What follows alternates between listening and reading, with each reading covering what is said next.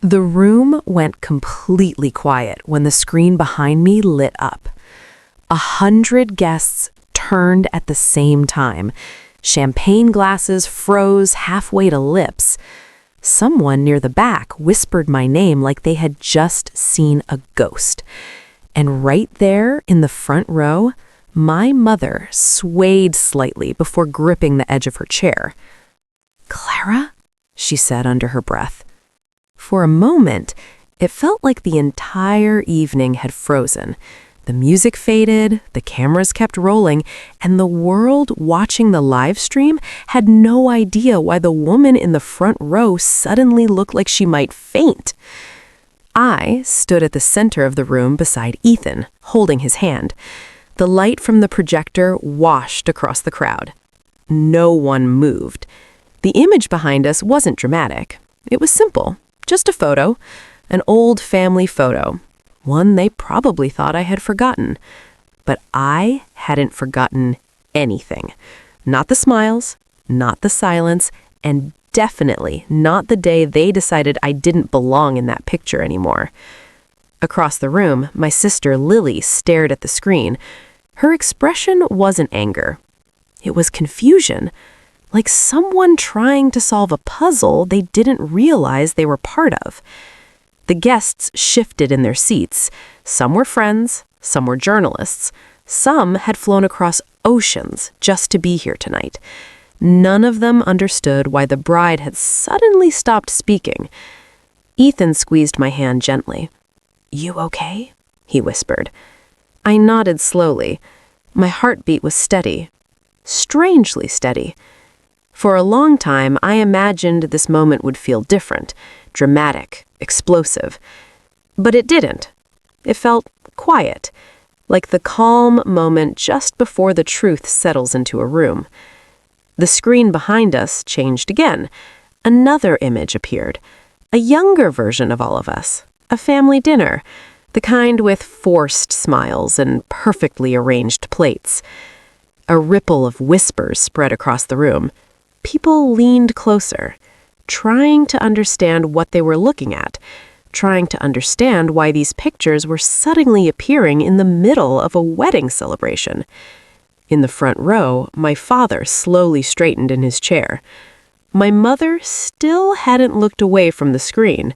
Her face had gone pale, because she understood something before anyone else did. These weren't random memories. They were pieces of a story no one in this room had heard before, not even Ethan. No one knew the details. Not yet. Another image appeared. The murmuring in the room grew louder. A few guests exchanged uneasy glances. One of the reporters near the aisle quietly lifted his camera. Lily finally turned toward our parents. "Mom, what is this?" But my mother didn't answer. Her eyes had moved from the screen to me.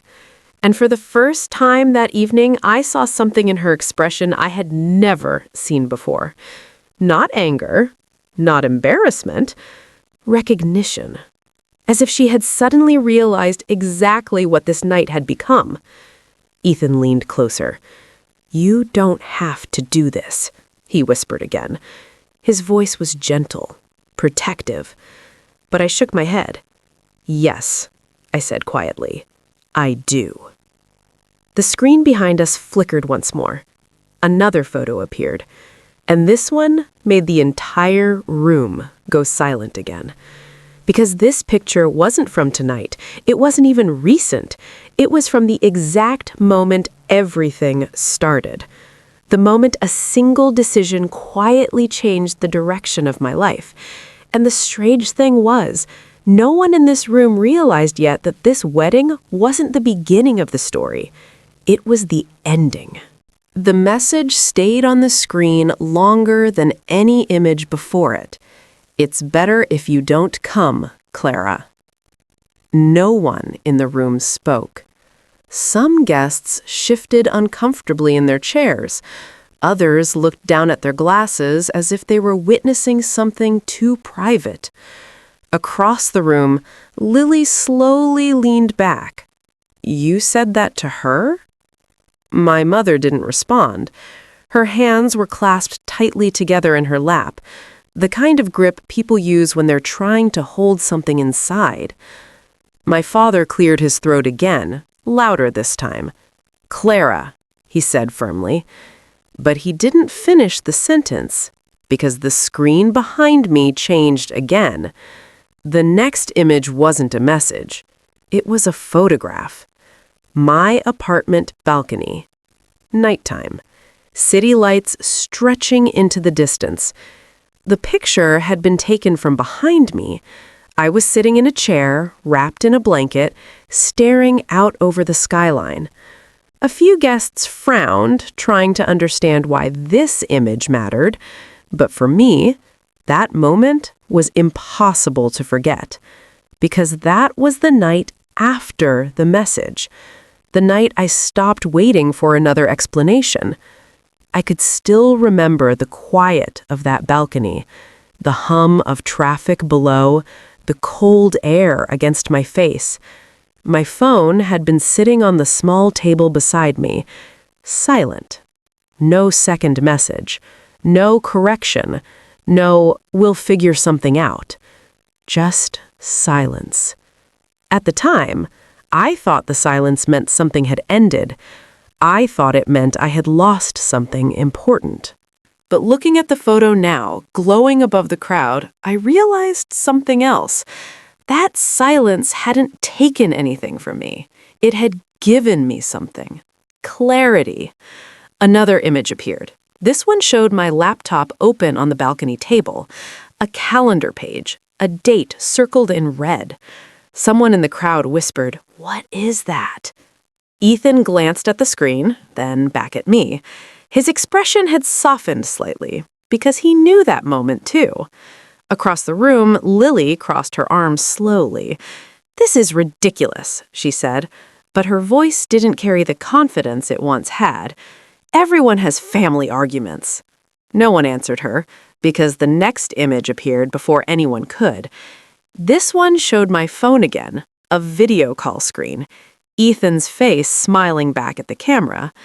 A few people in the audience began to understand something. Not the whole story, just a shift. The screen flickered again. Another photograph. The same balcony a few weeks later, but the scene had changed. Notebooks spread across the table, travel websites open on my laptop, a long list written across a page, venues, guest lists, dates. Someone near the front row leaned toward their friend. Wait, was she planning something? My mother looked up sharply at that. The first real flicker of alarm crossed her face, because she knew me well enough to recognize that look in the photograph, the quiet focus, the stillness. I only looked like that when I had made a decision. The projector hummed softly again. Another image appeared. A printed document. A reservation confirmation. A coastal venue. Elegant. Bright. Unmistakably beautiful. The murmurs in the room grew louder. People were leaning forward again, trying to piece the story together. Across the room, Lily frowned. "You planned your wedding right after mine?" she said. Her tone carried disbelief, but I didn't answer because the screen had already changed again. The next image appeared, an email confirmation. International travel bookings. Dozens of names listed below it. Some of the guests in this room began recognizing those names. Entrepreneurs, designers, media people. People who travel often. People who didn't attend small family weddings quietly. A ripple of surprise moved through the crowd. My father leaned forward slightly. "You invited all these people?" he asked. Not accusing, just confused. Because for most of my life, my family had believed something about me that was only partly true. They thought I lived quietly, worked quietly, moved through life without making much noise. What they didn't realize was that quiet people still build things. They just don't announce it. The screen shifted again. A message thread, not a family one, a professional one. An event planner responding to my email. "We'd love to help create something unforgettable." Another image followed. Design sketches, a wedding dress concept drawn in soft pencil lines, ocean-inspired fabric, pearl detailing. The room grew quieter again. The confusion was fading. In its place was something closer to realization. While my family had been preparing for Lily's wedding, I had been preparing for mine. Across the room, my mother shook her head slowly. "You didn't tell us," she said. Her voice sounded thin, almost fragile. But the statement didn't feel like an accusation. It felt like a discovery. I looked at her for a moment before speaking, for the first time since the slideshow began. "You didn't ask." The room stayed silent after that. Not hostile, just thoughtful. The screen behind me flickered again. Another image appeared. This one showed a list. Not guests, partners, sponsors, media contacts. A charity organization logo sat quietly in the corner. A guest in the second row frowned. "Charity?" she whispered. Ethan glanced at the screen and smiled faintly, because now the story was approaching the part he loved most. Across the room, Lily leaned forward again. Her confusion had slowly turned into something sharper. Suspicion. "Clara, exactly what are you doing?" I looked at the crowd, at the cameras, at the glowing screen behind me. Then I answered honestly, the same thing everyone else does at their wedding. A small pause settled over the room, celebrating something important. But the truth was, this celebration had been quietly turning into something much bigger than a wedding, much bigger than my family. The next image appeared on the screen. A live number. A donation counter. And it was already climbing faster than anyone in the room expected. People gasped quietly, which was the moment they finally realized this story had never been about revenge at all. The donation counter blinked steadily on the screen. Thousands, tens of thousands, hundreds of thousands. I could see the gasps ripple through the room. People leaned forward, staring at the numbers climbing in real time. This wasn't a rumor. This wasn't social media hype. This was happening. The guests whispered to each other, disbelief in their voices. One muttered, "How is this possible?" Across the room, my mother's hands trembled slightly. Her eyes flicked from the counter to me. She looked as if the ground beneath her had shifted, and she wasn't sure she could find her balance. Lily's face had drained of color. You did all this?" she asked quietly. Her voice sounded almost accusatory, but it lacked certainty. I shook my head. "No, we did this," I said softly, gesturing to Ethan. He squeezed my hand gently. "We just wanted it to matter," he said. That was all. No boast, no grand statement, just truth. The next image appeared, a screen grab of a live stream from the wedding site. The room erupted with quiet murmurs. Journalists' notes, clips of people from all over the world watching, donating, commenting. Faces of children smiling shyly on the charity feed. People in the audience could feel the weight of it now. This wasn't just a wedding. It wasn't about flowers or dresses or champagne. It was purpose. Across the room, my father shifted in his seat. His expression was hard to read. Confusion, pride, maybe regret. I didn't wait for him to speak, because the next image on the projector made the truth undeniable. Photos from the event itself. The coastal venue bathed in golden light. Guests arriving from across continents. Every detail curated with care, elegance, and thought. The quiet sophistication of a wedding built on intention rather than spectacle. People leaned forward, whispering. Someone muttered, This is incredible." The donation ticker blinked again. 500,000. 1 million, and still climbing. I could see the reality settling in for my family. They had erased me from their world once, and now the world was paying attention. I let them watch for a moment, not gloating, not angry, just quietly watching as something I had spent months building unfolded perfectly. The projector clicked again. Another photograph. This one was subtle. A simple shot of Ethan and me holding hands walking along the beach after the ceremony. The ocean behind us, the horizon soft and endless. The kind of photograph that didn't scream victory. It whispered it. And somehow, that was louder than anything else. In that room, in that quiet moment, my mother finally spoke. "Clara." Her voice trembled, but she didn't finish the sentence, because she already knew. And that was just the beginning. The next image would change everything. The screen flickered again. This time, it wasn't just photos or emails. It was a live feed of the venue.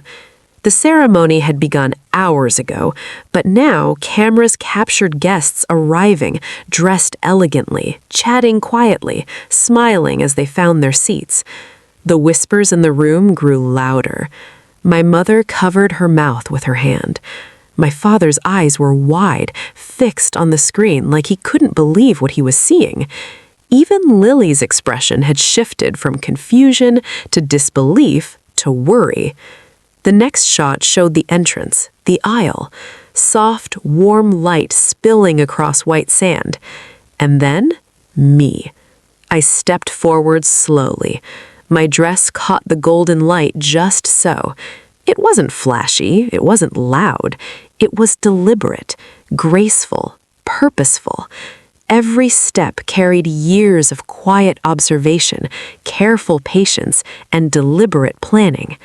The audience gasped collectively, because the moment they had erased me from their world, the invitations never sent, the family dinners skipped, the cold text that said, "It's better if you don't come," was now impossible to ignore. I reached the altar. Ethan smiled at me gently, eyes steady and calm. "Ready?" he whispered. I nodded. And at that moment, the cameras captured everything.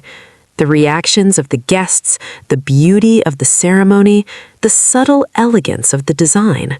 But most importantly, the way the world was now watching someone they had dismissed for years. The live feed showed messages streaming in from all over the globe, people commenting, donating, sharing. The tally rose faster than anyone expected. 1 million, 1.5 million, 2 million. The numbers blurred into a forceful, undeniable statement. Impact, purpose, visibility. Across the room, my mother's hands shook. She wanted to look away, but couldn't. She had erased me once, and now every eye in the world was witnessing the life, the power, and the intention she had denied me. The projector clicked. Another image appeared. The moment I took Ethan's hand in front of the guests and spoke the first words of our vows. And for the first time, my family saw me fully. Not the quiet daughter they'd ignored, not the one they assumed would stay in the shadows. Me, alive, present, in charge of my story. The room was silent. Even Lily, pale and trembling, whispered, I didn't know." But I wasn't angry. I wasn't there for revenge. I had been there to reclaim something far lasting, my own voice. The screen shifted again. Images of the guests donating to charity flashed, children smiling, faces illuminated with hope. The world was part of this story now. The family who had once erased me, watching, unable to intervene, unable to deny it, unable to erase the truth of what had been built quietly, deliberately over months. The ceremony ended. The applause didn't come from my family. It came from the world, and for the first time, I felt complete, because they couldn't ignore me, ever. As the sun dipped low over the horizon, painting the beach in shades of gold, I whispered to Ethan softly, "This is ours." And for the first time in years, the silence that had once wounded me felt like peace. Not loud, not dramatic, just absolute, enduring peace. The story wasn't over, but for the first time, it was finally mine. The days after the wedding blurred together in a strange kind of quiet triumph. The live stream had ended, but the impact hadn't. Social media buzzed, news outlets picked it up, bloggers dissected every detail. Through it all, my parents were silent. Not because they approved, not because they understood, because now the world had seen what they had ignored for years. The first message from my mother came mid-morning, a simple text, "Clara." No punctuation, no words beyond my name. I read it and set my phone down. Let it sit. Because silence had taught me patience. I didn't need to reply immediately. By the afternoon, a flurry of messages followed. "We didn't know. I scrolled through them one by one. Hesitation, fear, embarrassment, but also, unmistakably, acknowledgement. Recognition of something they had refused to see in real life. Lily's text was next. "I can't believe this. You did it. All of it. I'm sorry." I stared at it for a long moment. No rush to respond, no rush to explain, because for years my words hadn't mattered. Now, actions did. By evening, they called. I let it ring, then called back on my terms. "Clara," my mother began, voice tight, "you humiliated us." I smiled faintly, quietly, almost gently. "No, I just lived my life," I said. "The world saw it. You can't ignore it anymore." She didn't speak. There was a pause long enough for the truth to settle. Finally, she whispered, You looked beautiful and happy." And that was all. No lectures, no accusations, just acknowledgement. Not forgiveness, not understanding, just the truth, finally seen. The following morning, my father appeared at my office. He didn't knock. He didn't speak at first. He just handed me a photo album, labeled simply, "Family." I took it, felt the weight of it in my hands, and set it aside, because I had built my own album, my own life, my own story. While they had been absent, the world had been present. Charity donations continued to rise.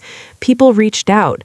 Invitations arrived, not from family, but from friends, colleagues, and connections who had seen the wedding unfold and wanted to celebrate the story behind it. It wasn't revenge. It wasn't spectacle. It was recognition. Quiet, unshakable, undeniable recognition. Weeks later, my sister came to visit. No speeches, no guilt trips, just a quiet toast under soft lights. "You didn't destroy them," she said softly. "You just showed them who you are." I smiled faintly. "Yes," I said. That was enough. My parents never fully understood it. They never came back to the beach that morning. But that didn't matter. The calm that replaced the old hurt was stronger than any resentment. I had lived through erasure, indifference, and cold dismissal, and I had created something so quietly powerful that no one could take it away. Standing there, barefoot, watching the sun rise over the horizon, I realized the truth I've been chasing my whole life. Peace doesn't come from revenge. It comes from finally being seen. And in that, there is freedom. The tide lapped at my feet one last time. The footprints behind me washed away. I walked forward, unhurried, untethered, and finally, free. No applause, no recognition needed, just the quiet certainty of a life claimed, a story owned, and a heart unbroken. And that was enough. The next chapter would unfold differently, because now I was writing it.